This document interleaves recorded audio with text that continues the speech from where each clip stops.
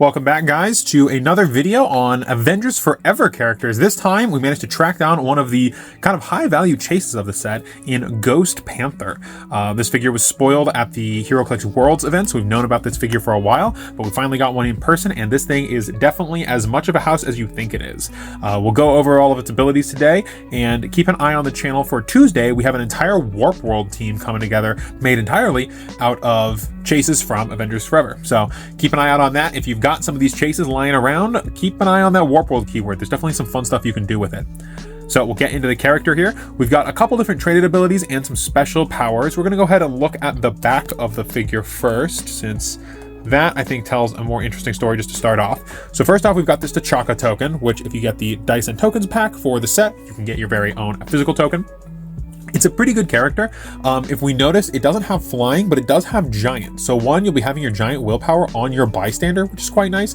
And it's got a charge blade with exploit weakness and an invulnerability for its reducer. Not a bad token, since, spoiler alert for the trait, he makes it at the beginning of the game. And then we can use its giantness to carry either him or any other character we have all around the battlefield. It's definitely quite nice.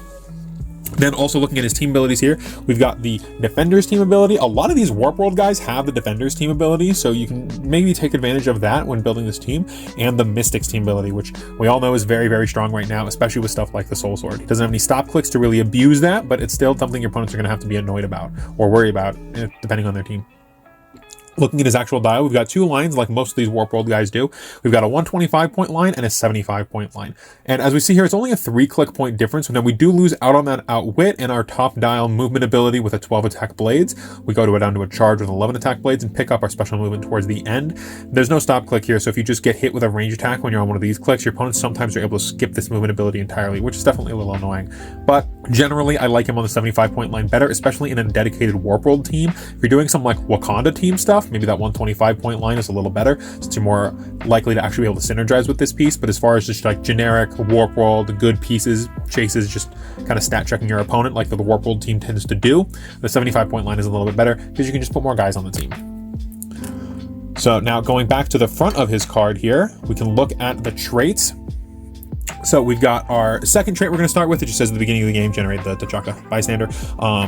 So yeah, this bystander is fairly simple, but it puts in a lot of work. You can use it to carry Black Panther around or any of your other characters as like a nice little taxi, since it is giant, and because it's giant, it does get that colossal willpower, so it often doesn't have many tokens on it. You can also leadership to it, since it's a 0-point token. Anybody with leadership can just remove that token, so there's lots of ways to keep this T'Chaka token moving around the battlefield.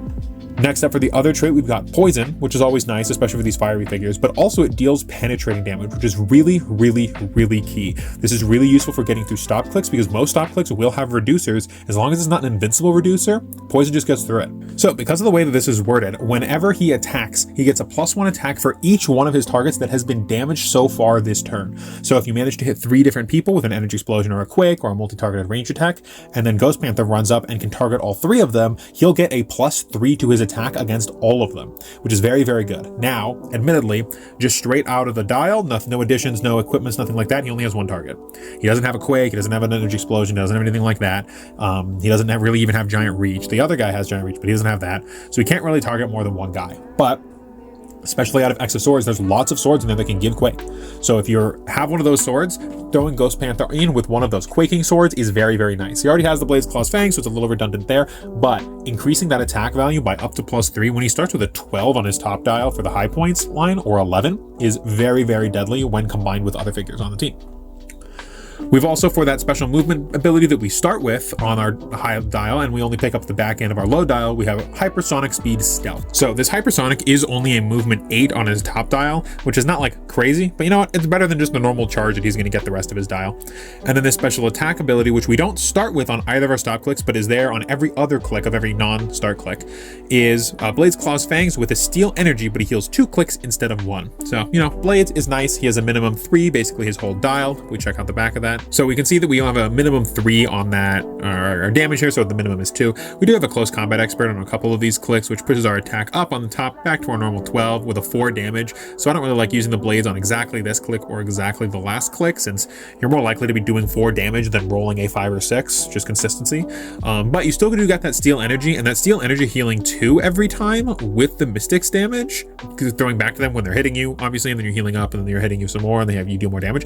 This adds up. This is actually quite useful. This is why I really like that Mystics ability on this character, because even though he doesn't have a stop click to abuse it like some of our other Warp World characters, he does have that healing, a lot of built-in healing already into his dial. And if he ends up getting too tokened up and too like locked down, you just have T'Chaka just like run him out of there, right? Since Ghost Panther here is a 2 base, you can have T'Chaka run up behind them when you're moving everybody in. You can have T'Chaka drop Ghost Panther next to technically up to 10 of your opponents. He can poison them. I mean, obviously T'Chaka's gonna be next to one of the squares, so it would be like 9, but that's still more than you could ever do with a normal beast. And then you can poison them, smash one of them, heal back up, and then T'Chaka can run you out. And since T'Chaka's got that giant willpower, he often won't have any action tokens on him. So Ghost Panther can get in there, do some damage, and bounce out with T'Chaka. Now it is going to mean that they prioritize killing T'Chaka, but then they're not killing your Ghost Panther, and you get more hits. So you know what? It works for me. This piece is not super flashy necessarily, except for that poison. The penetrating poison is definitely very nice, but it's still a very, very good piece. If you see this thing on the board, it is a pain in the ass to take care of. It's especially strong at taking care of tanks. That penetrating poison damage on top of a Blade's Claw's Fangs is just something that you can't underestimate, unless your opponent has exactly Invincible to deal with the poison, and then you can just like hit them off of it and then poison them anyways.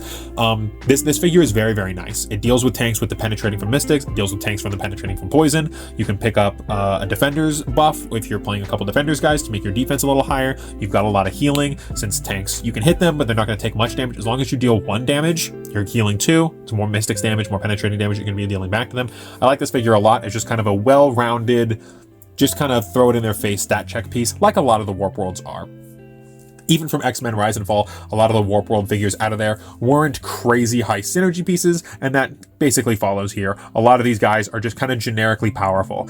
There's a few that synergize a little better than others, but, you know, we can't all beg for every single synergy on every single piece. It is nice to just sometimes play a simple turn your brain off, run your guys into them, and your stats are just better than your opponents, so you're going to win the game. And that's what a lot of these Warp World figures do very well. So that's the Ghost Panther, the Avengers Forever chase that was shown off at the World's Heroclix event. We've known about this guy for a little bit, but definitely having it in person is definitely very, it's you know, it's fun to have, right? For 75 points, he's not bad. He's not a bad carry piece. He's not a bad synergy piece. He's not a bad tentpole piece at 125. Unfortunately, he can be outwit, so I wouldn't run him as your only attacker if you're running him at that tentpole line. But if you've got some synergy pieces to go with his like 18 keywords that we can see there at the top, then you know that 125 point line is not bad at all.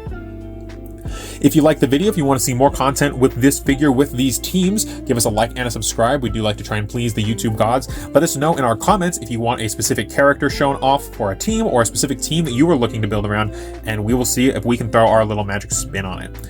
And with that, we'll see you guys next time. Peace.